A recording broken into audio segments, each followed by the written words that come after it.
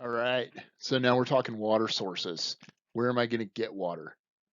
Be creative. This can be really cool, and you can do a lot of things to develop something minor into something that is very effective for your needs. So yeah, be creative, and let's get into water sources. So natural water sources are great, and probably what we use the most. That's what we find out there to go get water out of. That's what we train on to figure out how to use. You can get more out of it than you think sometimes with just a little bit of work, a little bit of digging, a little bit of damming, a little bit of creative ingenuity, and you can get water out of a natural water source that doesn't really seem like it's approachable. Remember, we just talked ejecting. Ejecting opens up several natural water sources that were not particularly available to us before. So that's just one of many solutions to find that water. So considerations with your natural water sources. Limit environmental impacts. Try not to dump foam in the water source. Try not to um, dump fuel in your water source, and be aware of the damage you're causing to a stream bank or the edge of a pond. Riparian areas are relatively sensitive. They also have a tendency to be trafficked. So try and use the spots that have already been impacted and develop those so that you minimize that impact. Okay, and on this big 2.5 suction strainer, and in this one, you notice that there's some metal screening put over top. The holes on this are of a pretty decent size. That metal screening is intended to keep you from sucking up little fish. Some places will require that, and that's an easy solution to that. Generally, I prefer these with the bigger holes, just for maximum flow. But I want some sort of a screen on there to, be it the big holes that are built into that. That's enough for me most of the time. It depends on what I'm throwing this in, but this is a good solution. It has pretty darn good flow. Doesn't seem to restrict it very much at all. So additional considerations. You need an adequate water supply. You need good flow or refill. How how big, how much volume is in that pond? You can do some estimates and some calculations and do a little bit of math. And 7.48 gallons per cubic foot later, you can come up with some estimates. How do you estimate flow of that refill? If you're looking at a creek, the trick I use is looking at a little creek that's flowing into a pond or that's flown into my dammed up portion of said creek. And I say, all right, I have a quart canteen. I know what that looks like. How long would it take that stream to fill that quart canteen if I captured all the water in it? And then I can start doing some math. If it's flowing faster than, makes sense for a quart canteen, try a 5 gallon bucket. If a 5 gallon bucket is not really, if it's flowing more than the 5 gallon bucket gives you for your calculations, try a 55 gallon drum. 30 seconds in a 55 gallon drum, and you can do the math.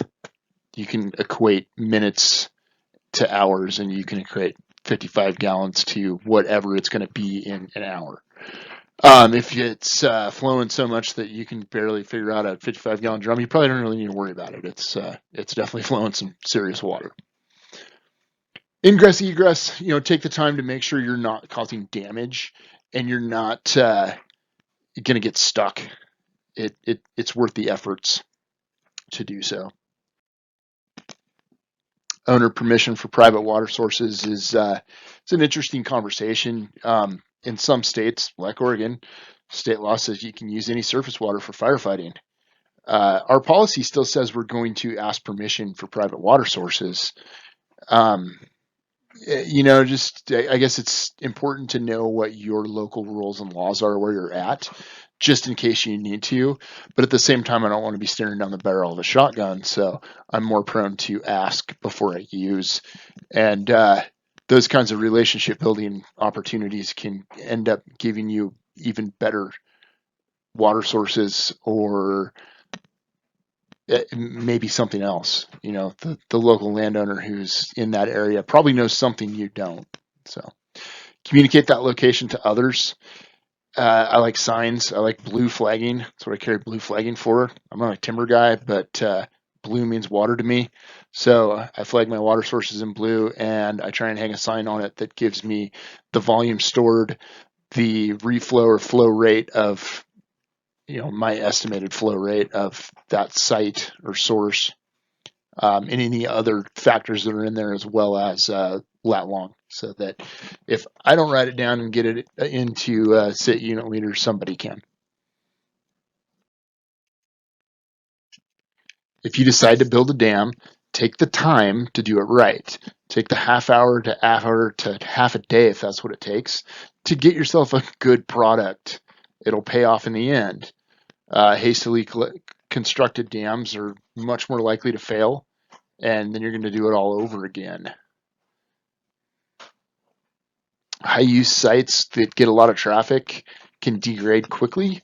So if you're going to use it over and over again, it might be worth putting the effort into putting a volume pump into place to speed up and at least clean up that refill and turnaround time.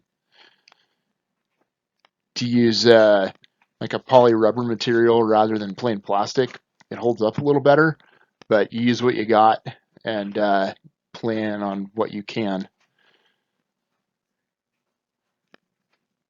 This dam was built in Yellowstone, had a really slow refill. They built it with mud, rocks, and logs, and a tarp they happen to have. Another piece of, if you're going to go build dams, remember you're probably going to have to rehab that. So either minimize your impacts or have a plan on how you're going to address that afterwards. That autofocus better. This is a gravity sock. If you've never seen one, some people haven't. Looks like a kite or a windsock. Okay, I'll come in closer where it should be in better focus. So the idea here is that using these straps, you stick this thing in a creek, you tie it off, creek water is flowing into it, it's capturing it in this little sock, and then you can plug a hose into the end of it. And as long as you're going downhill, you can do, this one has a reducer on it, but it goes to 1.5 inches. As long as you got some slope, you can pump a hose lay that way with head pressure alone. So that is a gravity sock.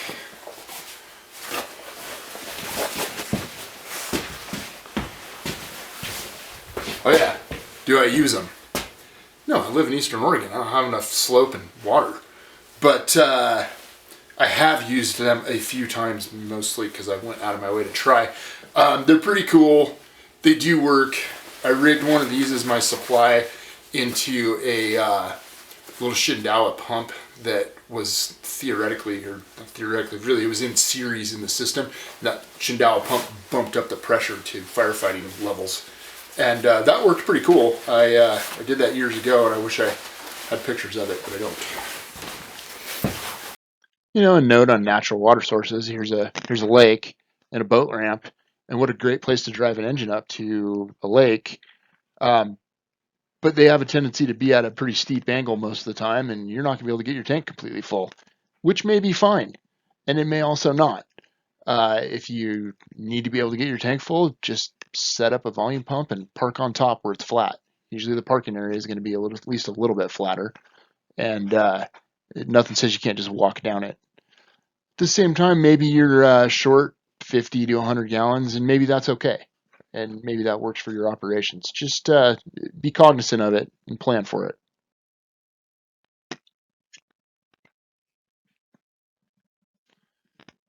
Portable tank setup. Remember that there is a drain on one side of those things in general, so make sure that part's on the downhill side in a place where that water can flow out when you go to take it apart. Try and keep them on a good, smooth, flat surface as best you can. sometimes we actually have to build a flat surface for them, and that's fine. There's nothing wrong with that. Tanks are nice because they are portable and you can set them up anywhere. Just make sure you communicate that location to everyone.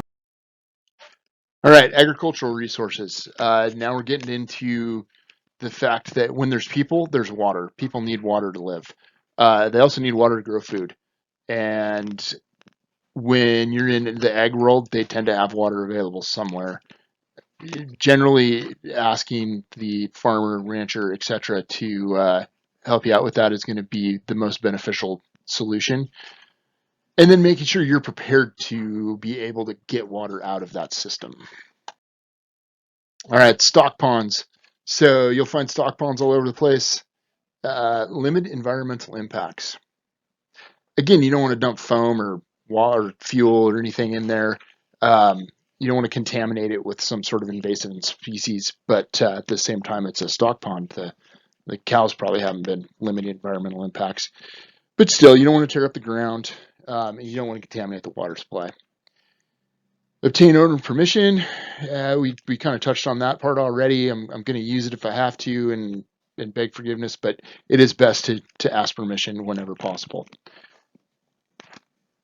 Quite often, the land management agency that you're fighting fire on, I mean, it could be on that, and if it's on the forest, you're probably good to go. If it's on the BLM, you're pretty much good to go. Make sure it has adequate water supply, just like a natural pond. Ingress, egress, same thing. They do tend to have a road, at least to the deepest end on the dam, just because they've been built. Communicate those locations, and at times we'll end up refilling stock ponds and or egg water ponds after we use them. So when you use them, do try and keep track of how many loads you took out of them in case we have to put water back. Irrigation risers. This is when you don't get that exemption for surface water. So if it's water in a pipe or water underground, it is not yours to use. You have to get permission for those. And you need to learn how the system works and whether or not they can help you to get water out of it. Be real cautious. These things are running really high volume pumps. They're not high pressure necessarily, but they're huge volumes. And so be real cognizant of that and cautious when you open things, open slow or you water hammer. So whether or not the pump is on and it is operational is certainly a question. Do you have the appropriate items to connect to it? Cam locks. Cam locks are I will use irrigation risers at times when I'm out there, but only when I have the owner there to assist me in making sure that I don't screw up his multi-$1,000 pump or his irrigation system. Canals are another one. Obtain the owner permission before use. Again, it's surface water. I can use it in an emergency, at least in Oregon. But at the same time, if I start pulling water out of canals, they're going to start asking questions about why are you pulling my water out of the canal. That stuff is metered and very specific. I have had land use agreements with a irrigation district to use water out of the canal, and that worked just fine. So look for safe access. Some of those canals are not nearly as nice as this one in the picture. In fact, quite often they are just a ditch running through the desert or the forest. So, and again, communicate it to others. Standpipes. You'll find these at ranch houses and out and about. Definitely want to obtain owner permission. It's groundwater, no surface water exemption there. These are great when you can get them to work. Some of them are really slow. Some of them are incredibly fast. I used one on the Metolius down at the fish hatchery there, and it had to be doing 800 gallons a minute. It took seconds to fill up a Type 6 engine. So Also had a really short piece you had to position just right. Yeah. Uh, they're all going to be a little different. And use caution. Be creative. Look for water that you can exploit. If people live there, there's water there. Somehow, some way. People need water to live. And if you can tap into that water, you might be able to use it to fight fire. Sometimes you can't. You're probably not going to be out here cutting ice off, but just be creative with your solution. In some of these cases, like here, an old shipping container with some hay bales and a tarp, and all of a sudden you have 5,000 gallons of water storage. And the refill on this was from something much smaller, but kept trickling it in there, and eventually you fill up the tank.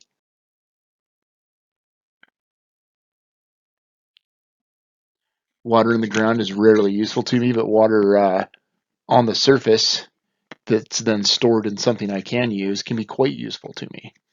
So be creative.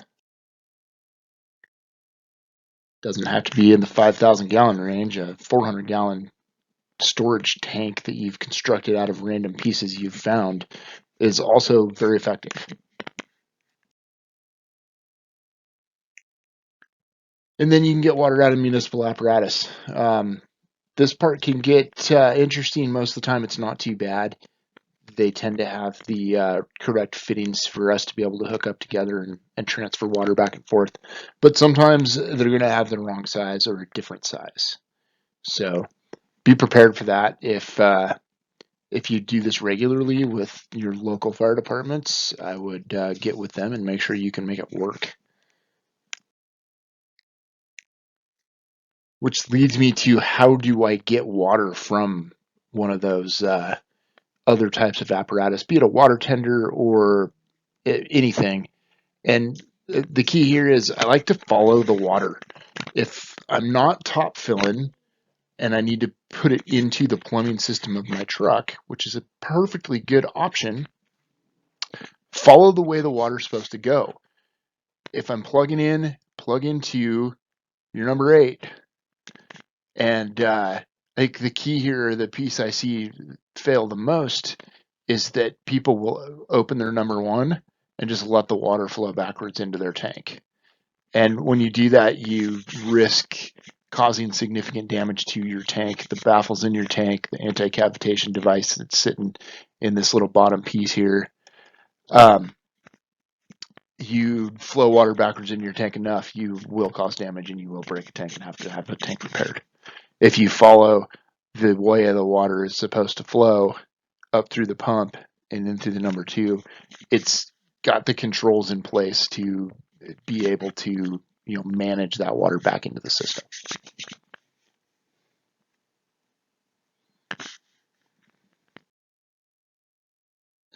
Other municipal type stuff you may find, buried tanks. They're just pretty common in my area. They have buried tanks out there, and this is the one they use to fill it, and this is the one that they use to get water out of it.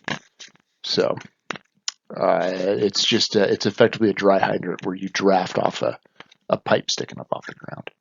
Hydrants next. And hydrants, a great way to get water if you have them. I don't have a lot in the forest, but they're out there, and we'll have a conversation about hydrants next.